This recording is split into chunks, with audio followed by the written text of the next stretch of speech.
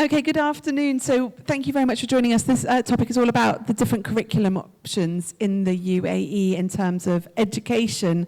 Thank you very much for joining us. My name is Catherine.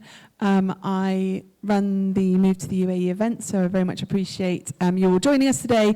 Our aim is to support you and help you and guide you so that you can plan as much as possible. I think the word planning has been our most used over these panel discussions the last couple of days. I'm going to pass over so that everyone can introduce themselves. Hello. I'm Josh, and I'm from Middlesex University in Dubai. I'm one of the admissions managers out there, so you can speak to me if you have anything to do with sort of students, your student journey, or anything to do with the education, higher education in the UAE. Hi everybody, morning. My name is Paul. I'm the head of the secondary school at Heartland International School, which is a British curriculum school in Dubai. Good morning. My name is Stephen Helliwell. I'm the deputy head of the junior school at North London Collegiate School in Dubai, neighbours to Heartland. But we are an IB school, the International Baccalaureate, and we are an IB continuum through school from 3 years all the way up to your sixth form, 18 years old. Okay.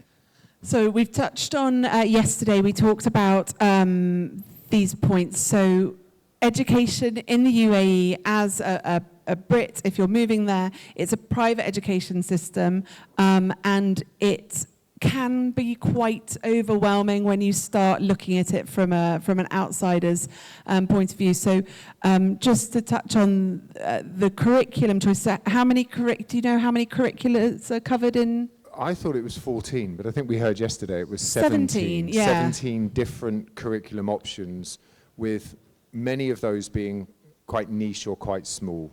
Swiss curriculum or German curriculum, French. There will be maybe one to a small number of schools who might deliver those. And then you've got maybe 5, with one of them being a combination of 2, which are dominant across the city. Yeah, so I think probably the dominant ones would probably be British, IB, CBSE, which is the sort of Indian curriculum.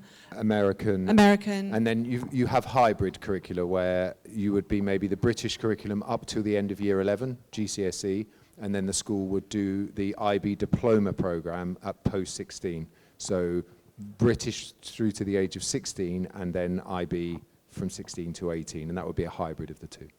I think the majority of Brits living in the UAE would probably choose between. We're gonna focus on these two for now, the IB and the British curriculum, which is what most people now. As a Brit, most would perhaps lean towards the British curriculum, but could you perhaps between you, and I know you've been very used to doing this, just highlight some of the differences of what that might look at? Perhaps if we start within the primary level of education and then go upwards. Okay, so we'll start with the IB, and I think the really important thing to consider is, because, and do come and talk to us out there, but the question we often get asked, Paul and I, is which is better? And I don't think that's the question. I think the question is what's right for you, what's right for your children, and really having a look at those curriculums and trying to understand where you are and how you align to those. So from the IB, it's very international in that suits, for me, the context of Dubai. It's very internationally minded. It's conceptually driven. So those concepts are universal. So you're still taking, we are a British heritage school, but for all the IB schools, you're often taking the knowledge from the British curriculum, and then you're applying inquiry-based approach to that. You are applying that conceptual knowledge. And it's all about interconnectedness. So if I touch upon the primary years program, which is what you would be following in an IB school, you're not necessarily teaching the subjects that you're perhaps familiar with in the British curriculum discretely. So they're connected through a unit of inquiry. So I'd give you an example of a grade 3, a year 4 unit of inquiry around migration. So where our school is based, we have a wildlife reserve quite close. So we look at flamingo migration, look at that from a science perspective. From a social studies perspective, you're looking at migration, human migration, and push and pull factors into different countries, whether that's the local context in Dubai or globally. From a language perspective, we've been looking at migration historically to the United States through Ellis Island. And then you incorporate drama and the arts. So you have many of these subjects connected. So mathematically, we would look at the data around migration and analyze that data. And can we present that data in different ways? Now, that doesn't always work. So you still have to have those opportunities where you're teaching discretely. So the grade 5s, for example, the year 6s, they do a unit around ancient civilizations, but they still need to know how to multiply fractions. So did the ancient Egyptians use fractions? Yes, they did, but that's not going to be enough. So in those situations, you're still teaching discretely. You're still providing that knowledge, but ultimately, you are giving your students an inquiry-based approach to learning, a conceptual approach that everybody is able to then engage with and tap into.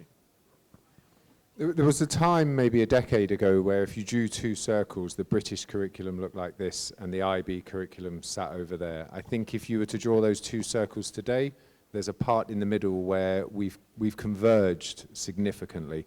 So the primary curriculum in the British schools would be very traditional to what your children will be doing now if you have children of that age. Discrete subjects, specific learning goals and markers, taught by a class teacher.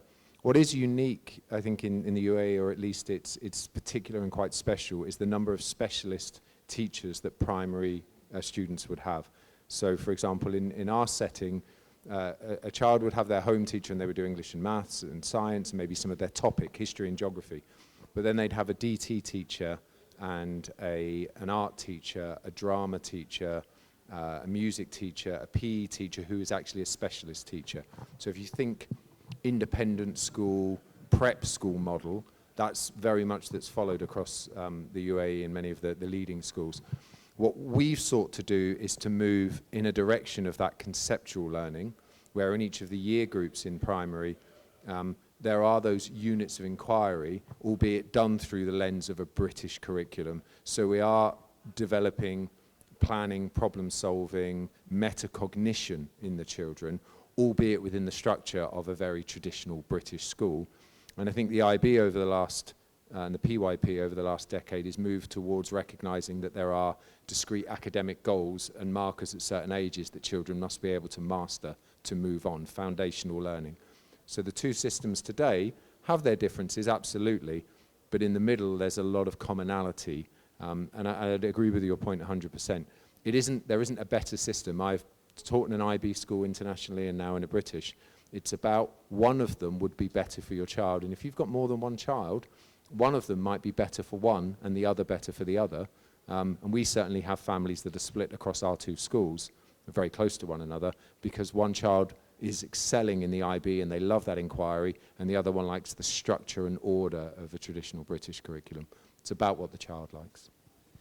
I mean, I think something that always comes back in these talks as well is just because a school is one curriculum or the other, that they're not going to be the same. And we stressed this yesterday about when you're choosing a school, it's about going in and speaking to people and visiting them. And just because a school is a British curriculum school, it does not mean that it's going to be the same as the one down the road from it. So I think often people get a bit stuck on this element with curriculum. And I mean, would you agree? Would you say that that's not at primary age? Let's say, should that be the first decision point about which curriculum? No, I think it's exactly right. You need to, and we've been echoing this at the stalls, is to find that opportunity to visit Dubai, to see the schools, to go into the schools, to have a tour, to see the learning in action, the curriculum in action, but meet the students, the teachers, and then you get the real feel for it. And just to pick up on that point, Caroline, not to overwhelm, because you're trying to sort of get an understanding of the different curricula, is that the IB is a framework. It's not actually a curriculum. So there's scope in there to mold that curriculum to the needs of the context of the students of the school. So when I consider our school, we are a school British heritage, 175 years history. So of course we still pull on those elements. So there's a spectrum of schools across the IB. We are a highly academic school. Some of the IB schools will be very, very much student-led, very sort of, if not in a negative way, but you want to build a volcano, you go and build a volcano. We're certainly not that school, but that is a school that may appeal to certain people's, and as you said, Paul, certain ways of learning for your children.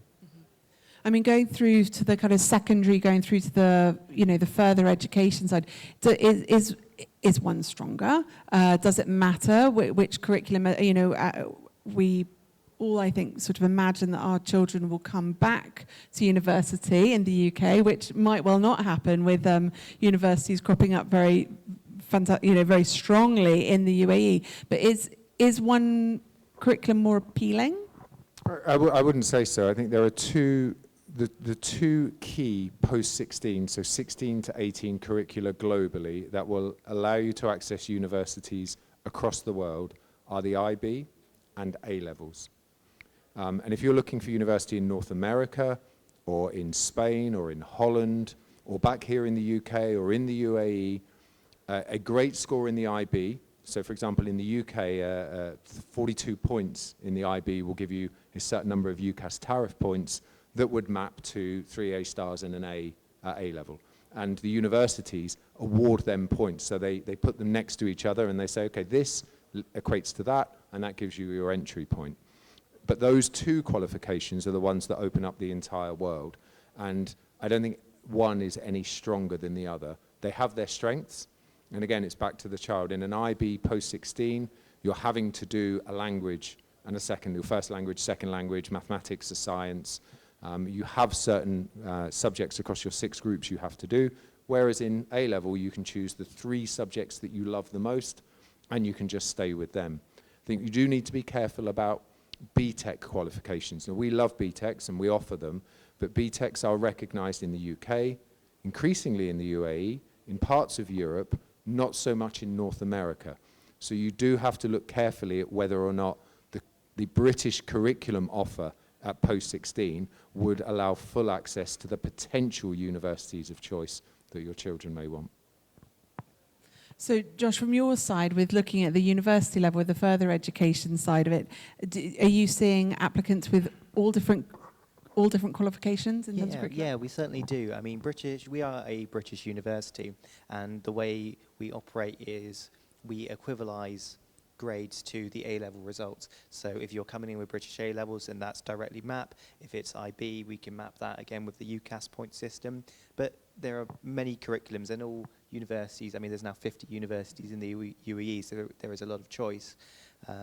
If you are, but all universities should take from different curriculums, and they will equivalize to their own standards. So if it's an American university, they'll equate it to the American high school system and SATs and advanced placement exams. So, if you come in with IB, great, that's easy. CBSE, we map to that because a lot of people from some of the India area come in from that, and we equivalize from CBSE. But also, if you end up going to a school that offers American high school, it's quite easy to equivalize that, and most universities will list on their website, I know we do, a huge grid of curricula that can be used to look at the entry requirements. Great. So that really almost answers my next question, but sort of understanding, so obviously not everyone will be planning to move to the UAE forever. We don't perhaps know when we're going to move back. We're not quite sure. We might move there without children, have children, etc. And I mean, with regards to the level of flexibility,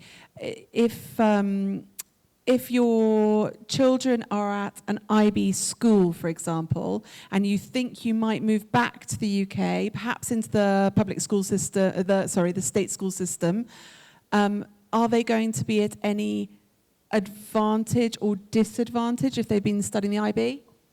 I'd say advantage. I think that you would have the knowledge that you would require, because as we said, that knowledge still forms a big part of the curriculum, but on top of that you have those inquiry-based approach, that you have those skills. It's very skills-based, and so I think to return with those skills, there's a lot of research around the IB, and I encourage you to have a look at that when you're thinking about your choice of school, about what those skills bring you. So the percentage of students who study IB who go on to do really well in university is 40% more likely to continue education after university because you are given those skills. There's some research done by Dell recently to suggest that 85% of jobs that we will be going for in 2030 aren't invented yet. So for that, the IB places a lot of onus on skills, and the core of the IB when you're in the sort of diploma level is this theory of knowledge, is epistemology, is understanding how we learn.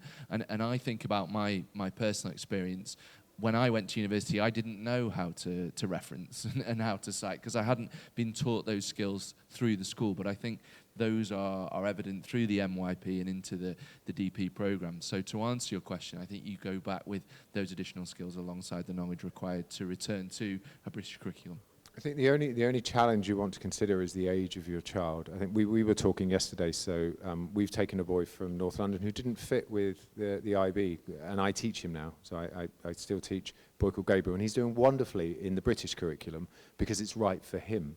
He's 11 years old. If your child is 15 or 16 or 14, 15, moving from IB into GCSE in a key year could be challenging because the curriculum preparation may be slightly different. So if you think you might be coming back to the UK at a point where they're actually taking examinations, I would seriously consider moving back into an IB setting back here in the UK, and those schools do exist here, although some recent news about IB funding in the UK, or think carefully about, will the curriculum change when they're 15 and 16 actually be challenging? If you've done a year of GCSE, it's easy to finish your GCSEs. If you've done a year of IB, it's more difficult to move and finish your GCSEs. So if you're thinking that it will be a move for a limited period of time and you may move back into a British system, it might be worth considering at what point you're moving. Up to the age of 15, I don't think it's a problem. From 15 on, I think it becomes something you need to think carefully about.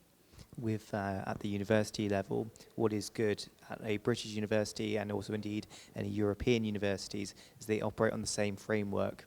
So the RFQ framework, which universities use in the UK, often known as CATS credits, you would need 360 credits for a UK honours degree. Every year you'll get 120 credits. So, you know, if you finish your certificate program, so your first year would be a certificate, your second year a diploma, and your third year would get you that bachelor's degree. If you move, you know, complete the first 2 years, those are locked in and those credits can be transferred to almost any other British university that accepts transfers from overseas. So even if you do, you know, come back halfway through your degree, it's very easy to just take those credits that you've accrued and take that to a different university. In the past, I think that the conversation we would be having would have been, even just a couple of years ago, would have been quite different. In the past, I think, as a Brit, we would all be gearing our children up to a point of finishing their final years at school in order to head back to the UK for a British university. But the landscape has changed significantly in the UAE with regards to the university offering. I mean, perhaps, Josh, you could just kind of paint a bit of a picture of how that looks. You mentioned 50 universities. What are those universities, and what level is the level of education the same? Does it differ? Is it better, worse? I mean, what does it look like? I mean, from my point of view, many of the university offering in the UAE is very good. Some universities, I think, you know, there are some that are better than others, but in only so far as what you're looking for kind of career-wise, or maybe that you've come in A-level wise. For example, if you're looking for a Russell Group university, you might look at University of Birmingham in the UK, in the UAE, because they do biomedical science. Those universities often come with a higher cost because, you know, lab work is a course that will cost a lot more than a university that solely focuses on business. So it really does depend on kind of where you want to go and what sort of career. I would say, you know, if you come in with A-star AA, you might look at Birmingham or other universities like that at the kind of Russell Group level, or perhaps some American or Australian universities. There are many universities who are there sort of just by name, and those are very small campuses. So those might be online study, and only a small amount is actually done on site. Some of the larger universities like Middlesex, you know, Middlesex is the largest UK university out there. It's been out there 20 years, so it's one of the more established ones. And there are a lot more kind of popping up all the time as the UAE grows into that kind of destination that people want to go to and they want to study for. Yeah, I think that also, I think a lot of people I've spoken to over the last couple of days, you know, one of the reasons, or one of the main reasons that people say that they want to move is about safety, and we've all discussed about the UAE and how safe it is, etc. And so I think as well, the way in which people are moving has changed so much that people are staying for longer, and therefore our children are doing that a whole journey in school, and then actually the prospect of moving back to the UK is quite daunting, and it might defeat one of the objects that you moved for in the first place with regards to the kind of, like I say, the safety and security levels. So it's I think it's something for people to research and be aware of, is that there are options all the way through for you to get that excellent level of education all the way through, no matter what stream. There's increasingly some flexibility in there as well. You can start a foundation course, university foundation course, instead of completing year 13, for example. And if you're doing a particular pathway, rather than do your A-levels and then begin university, at the end of year 12, you can then cash in your year 12 credits and go and begin a foundation course at university. It's not a trend for us yet, but we've seen a significant move in the last year for candidates to do exactly what you're saying, to stay in the UAE and to go. AUS, the American University of Sharjah, was big for us this year because of the courses that they offered. It does mean that families are staying together, they're staying connected. I think the other process is when your child is internationally educated and their friends are internationally educated, they start to look at North America, or they start to look at other places in Europe and think, well, maybe there are options other than the UK. Holland, for example, offer great courses at a great price point in English. So children, as they start to, they get to know young people from all around the world, they start to wonder whether or not automatically coming back to the UK is what they need to do, because the friend that they've been close to for the last 5 years is off to McGill or is off to Toronto or Stanford, and they start to think, well, maybe I could do that too. It certainly opens their horizons to places other than just a simple return here.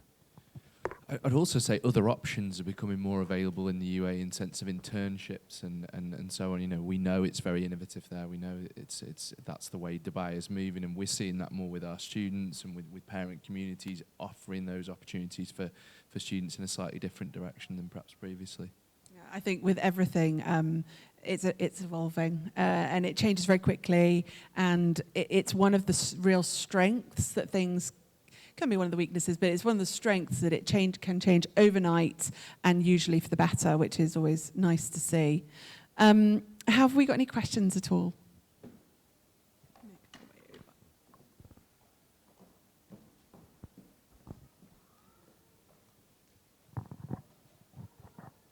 Thanks, super helpful session, just like the previous one. You started to touch on fees. If you don't mind, I'm going to ask a question on that. In the UK, if you're in an independent school, then go to university, you tend to see a drop down in fees. I'm assuming that's not the case. It's more that it continues at a similar level of fees at university in UAE. That's the first question. And then the second one, talking about coming back to the UK, do you not need to be careful on the age? Because if you come back to the UK and not leave a big enough gap, you could be treated as an overseas student, so you're paying overseas student fees. Yeah, I'll take that second start. The second one is really hard if you take the first. The home fee status is impossible to predict. If you can keep a residence here and you can keep an address and you get your national insurance card and you can show that your son or daughter is still connected and has a permanent address or a postal address here, that can be useful. But even then, home fee status is down to the individual university to award or not award. Last year, we had a candidate who 3 said yes and 2 said no. It entirely down to the universities, but yes, looking at home fee status versus international, 9,000 versus mid-20 or higher, can be really significant consideration, but it isn't easy to predict. There are things you can do to make home fee status more likely, but even then, there are no guarantees around that. So it is definitely a consideration around at what point you come back. 3 years is usually the given number, yeah. with the university fees, I think we're very competitive on fees, and I think many universities are. Many university fees are lower than what you would see, you know, for people attending high school. For example, in dirhams, our undergrad courses are 62982. It's a sort of a strange number, but yeah, about 63,000. But there are many grants available. For example, there are scholarships of up to 50%. So if you are scoring very highly on A levels or even kind of A, B, could get you a 50% scholarship, and that takes the cost of university lower than what you'd pay in the UK. And certainly much lower than the international. Yeah, pay. Absolutely. Yeah.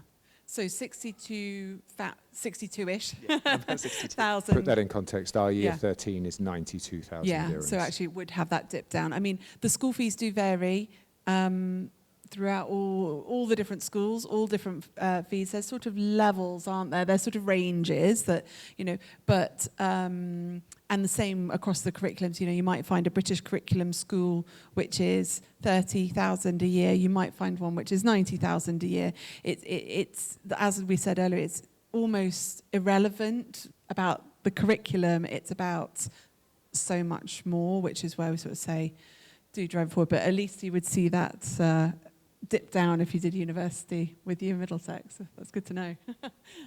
Any other questions?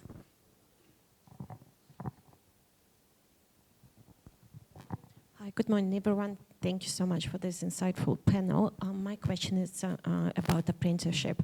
In the UK, it's now there is a big trend of apprenticeship-based degrees. Is this something that is happening in Dubai as well, or Abu Dhabi?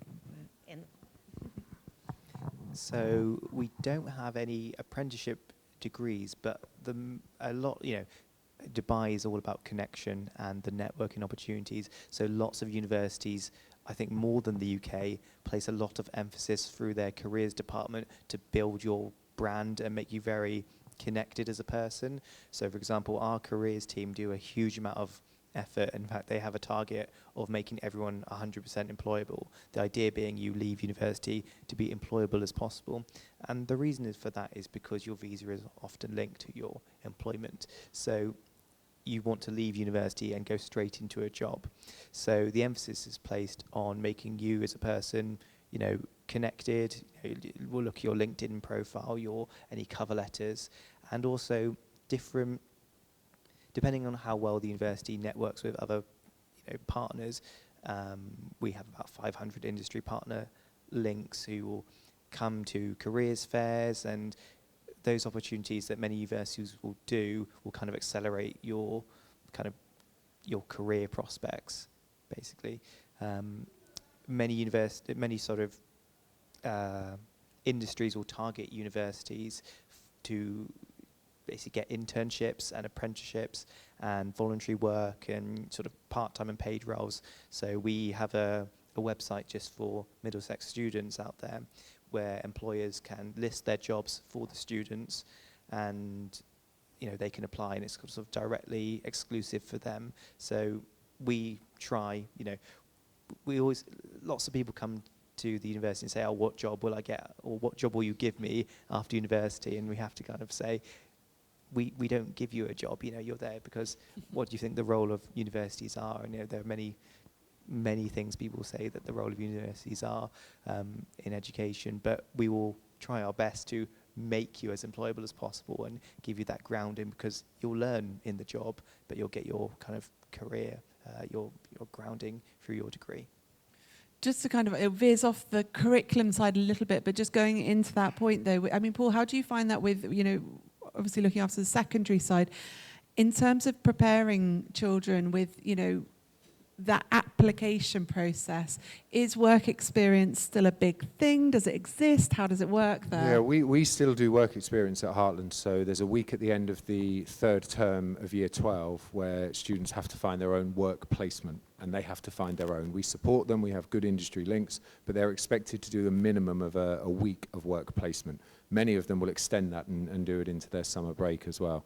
It's particularly important if you're doing medicine or law applications, for example, that you can demonstrate that you've spent a bit of time in the context of those as you're making those applications. In terms of university preparations, we have two, which is not unusual, we call them Future Pathways coordinators, who look at university guidance now all the way from year one, which sounds, I know, year one. But the UAE, there's an initiative, the E33 initiative, around employability, around the future of jobs in the UAE, and around how schools need to really carefully look at their careers guidance program. So we don't go to year one and go, what job do you want to do? But what we do is give them skills around working with others, because we know that's really important in terms of future job readiness. So we have 2 members of staff, and then your real careers program begins around year 7, where we have, next week we have 2 visitors, for example, 2 individuals coming in from commerce, coming in to talk about how they got into their role, how they, what they actually do, demystifying their job. So we're looking to make those career links. The application process for university, there are agents involved. Individual families may choose to ask an agent to support their son or daughter to do their application process. But we support multiple applications, and all schools do.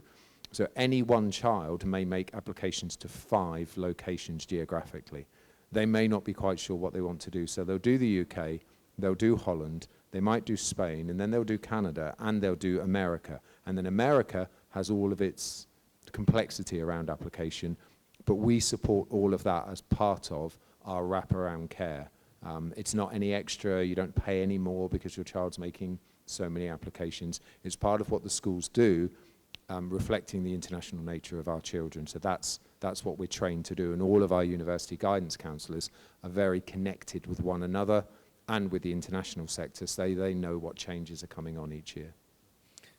And I'd just add to that, have a look and ask about the enrichment quality within the school, the academic societies, that holistic development that's on offer, because as you're saying, when you have that support internally and you're funneling, okay, you want to go and do medicine, then you want to be getting involved in those areas like societies, like ECAs that support that and promote that, especially for places like the US. Mm-hmm. And with just going on back to the point of the work experience side, is that them doing work experience in the UAE?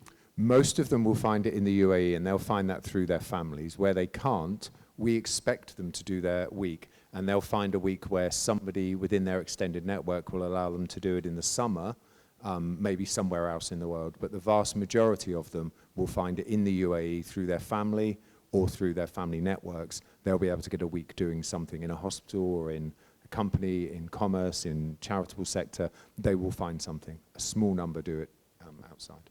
Okay, perfect. Also, to touch on your point of having companies who can support with regards to the application process, there's also companies who can support with advice on the home status element, which I know they often come in and do talks in the schools, etc.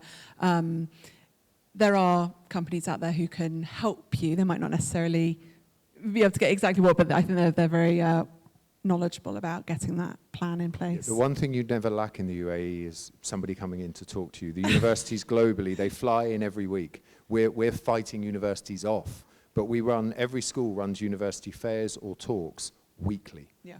Because the universities are desperate to get into schools, and we of course say yes. So there's no shortage of guidance from universities all over the world coming into schools to talk about what they do, and in the UAE as well. Sorry about that. Yeah. But it is, there's no shortage of that kind of guidance and information heading your way.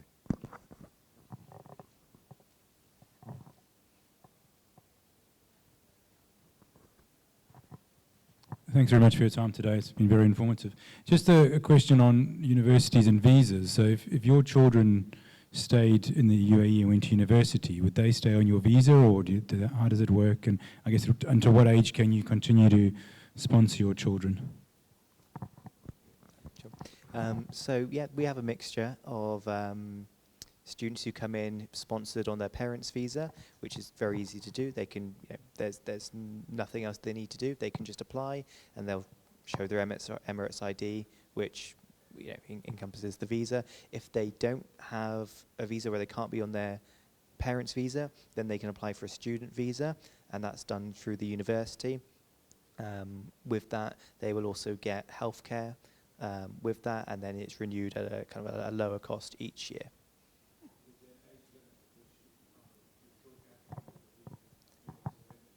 As far as I know, there's no age limit, and there's no age limit for the Child. for the student visa.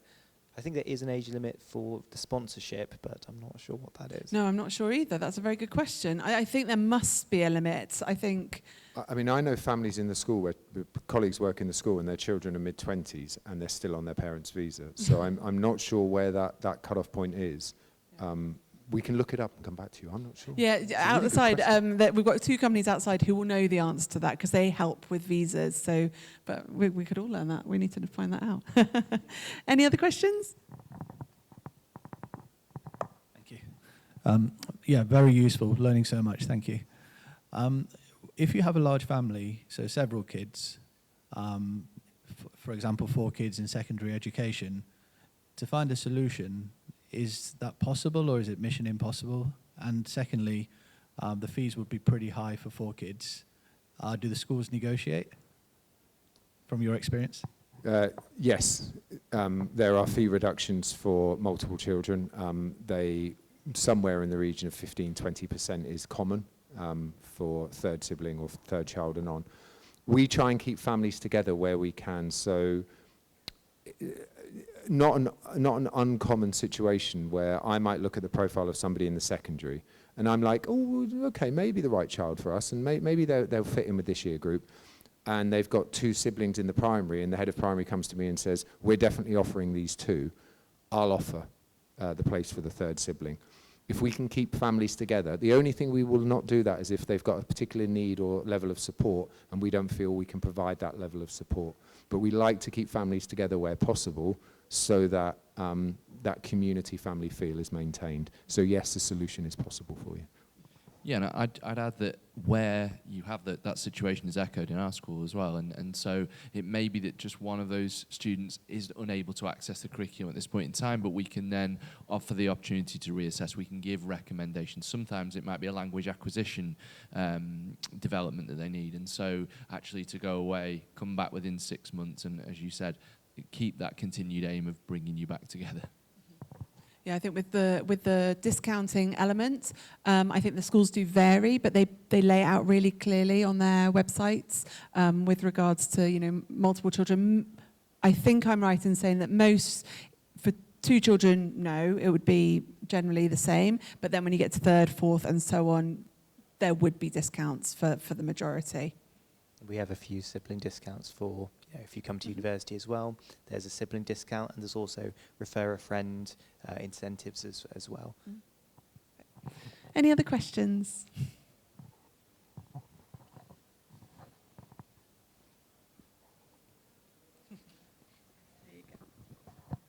Hi, do schools generally offer SENCO-related help back? Yes, they do. Maybe if you'd have asked that question 8 years ago, you would have received quite a mixed response in terms of inclusion. But I think increasingly the level of needs across the city have grown, the level of awareness of needs, and the level of recognition that those needs need to be made provision for. So schools have, it's not uncommon in a larger school like ours, a head of inclusion, a primary SENCO, a secondary SENCO, inclusion teachers, and HLTAs in the secondary, and children will receive a mix of in-class support, one-to-one or small group pull-out, OT, speech and language therapy, exam concessions, all the way up to A-level candidates or GCSE candidates who require significant adaptation to make sure that they can access, but once they can access, they're able to produce at a really high level and move on with their education. So yes, it is the individual schools that you may have a conversation with, worth asking them about their provision, because it is still mixed. Not every school is quite as I've described, but many are moving into that space where we know that that's something we need to do to make sure that we're providing for the children in our care. So the good majority of them are as I described, not everyone though, so do your due diligence. Yeah, definitely. So in both Dubai and Abu Dhabi, there's different government bodies who look after the private education system in both. They're not the same over the UAE. They have different rules. Abu Dhabi actually last year changed their regulations quite significantly to bring the special needs support up. So it is kind of ever-changing. I think we're right in saying it's evolving quite rapidly. Even this week, they've said that BTEC Level 2 meets equivalency now for Year 11, meaning that you could do an applied BTEC, a really vocational non-exam pathway, and that would meet equivalency for somebody moving through Key Stage 4, and that was an announcement this week. So they're backing the commentary around additional support and provision with changes in what meets equivalency, KHDA in this instance, and that was only this week that announcement was made. So there's increasing flexibility and increasing awareness that pathways need to be amended and adapted to meet those needs. Yeah, I think if anything, it's improving constantly in terms of that. So it is growing. Just in terms of the heat, and obviously outdoorness for children and getting out there, I appreciate schools start a lot earlier, but how would you compare the outdoor activities and things compared to UK? Is that very different? Yeah, it's a really good question. I think from around mid-May, would you say? When the feels like temperature from a junior perspective it's 38 degrees C or higher, then everything comes indoors. So the schools and any schools you're looking at, that's definitely a question you should be asking. Where are the students during what we define as red breaks? Do they have those spaces internally? Do you have air-conditioned sports halls to be delivering the curriculum still to its maximum capacity during those summer months? Because it is more challenging. Obviously, we all appreciate the students want to be outdoor and they want to be letting off their energy and so on. So it's definitely something you need to consider. Yeah, I mean, 38 in the UAE isn't like 38 here. No. It is a dry heat. 36, I mean, it's 34 probably today, and it will feel nice. My wife's just sent me a picture riding a bike, and I'm like, it's not very nice here. So you do adapt. All of the local trips, residentials, all happen in around January, February. We all go to the same places where they get their outdoor air. They go walking in the wadis. That happens at the time of the year where the weather's perfect. It's freezing in the evening, actually, when you're out there. I slept in a tent last year. It was horrible. It was freezing. But all the enrichments and all the clubs still run. There we are, the heat index and the air pollution index is mandated. And our doctors each day will send out notices each day saying, you may go out today, you may not go out today. So we are regulated in that sense as well. But you do adapt, and the children do. I know when you said 38, I see everybody go, they're outside when it's 37 then. 37 in the UAE doesn't feel like 37 in the centre of London. It feels very different. Yeah, earlier on when I said about that you'll find a British curriculum school at this level and in terms of costs and this level, a lot of that might well come down to its facilities and the infrastructure. And also they're constantly developing. I think you've got a lovely new sports hall. Yeah, we're in the process of just finishing our final part of the build on our site, which is a 3-level sports hall. If you've ever looked at schools in Singapore or Hong Kong where they build their sports facilities up and the main sports facility is the top field. So we're in the process of building that. NCLS is building its final wing and its accommodation. Mm-hmm. So yeah, looking at facilities, looking at the provision for all year round sport would be really important if sport's really important for your child, because you're not going to be out in the field in May and you're not going to be out in the field in September. So have you got indoor basketball courts, paddle courts, football courts? Is your swimming pool covered? Are you able to use it? Yeah, have a look at those facilities as well. Yeah, especially if you've got a kid who loves football, for example, make sure they're in a school that has an indoor football pitch, because it'll affect their happiness. So absolutely. Perfect. Well, thank you so much. The team are all here. They're here to answer your questions. I'll be outside with their schools and universities. So thank you very much for listening. I hope that the talk has been insightful for you all, and thank you all very much for all of the information that you've provided.